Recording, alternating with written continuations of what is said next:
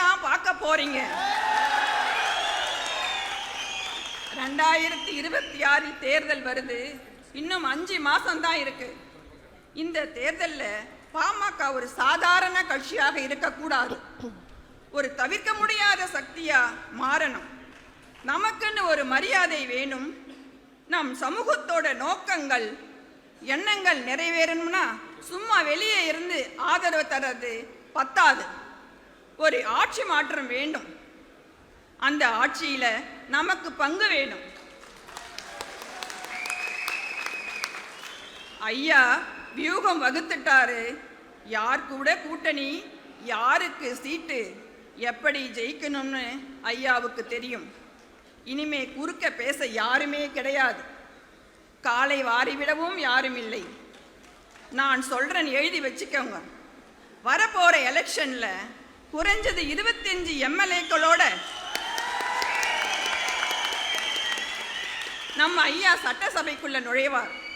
நம்ம இழந்த சின்னம் அந்த மாம்பழம் மீண்டும் நம் கைக்கு வரும். கடைசியா ஒன்னே ஒன்று சொல்றேன். தம்பி அன்புமணிக்கு அதிகாரம் வேணும்னா அவர் தனியா கட்சி ஆரம்பிச்சு போகட்டும்.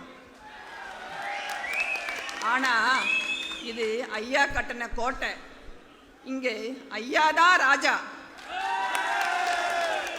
நீங்க எல்லாரும் தான் மந்திரிங்க. இனிமே நான் சும்மா இருக்க மாட்டேன். நான் ஐயா பொண்ணு மட்டும் இல்லை, நானும் ஒரு தொண்டன். ஐயாவுக்கு உரிமையான ஐயா வளர்த்தெடுத்த பாமக என்ற மாபெரும் இயக்கத்தை ரெண்டாக்கி களவாடிக்கிட்டு போன நீங்க யாரோட உரிமையை மீட்க போறீங்க? அரும்பாடுபட்டு ஐயா வர்த்த கட்சியை மீட்க நீதிமன்றம் ஏறி உரிமை போராட்டம் நடத்துகிற நிலைமையில் அவர் நிறுத்திருக்கிற நீங்க மக்களோட உரிமையை மீட்க போறேன்னு சொல்றது நல்ல கேலி குத்து.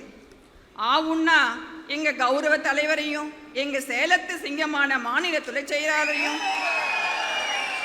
திமுக கைகூலி, திமுக அடிமைன்னு மேடைக்கு மேடை முழங்குறாங்க.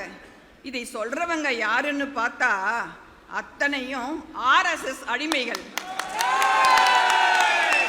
பேசுவார் பேசட்டும், ஏசுவார் ஏசட்டும், நம்மோடு ஐயா இருக்கிறார். அனைத்தையும் அவர் பார்த்து கொள்வார்.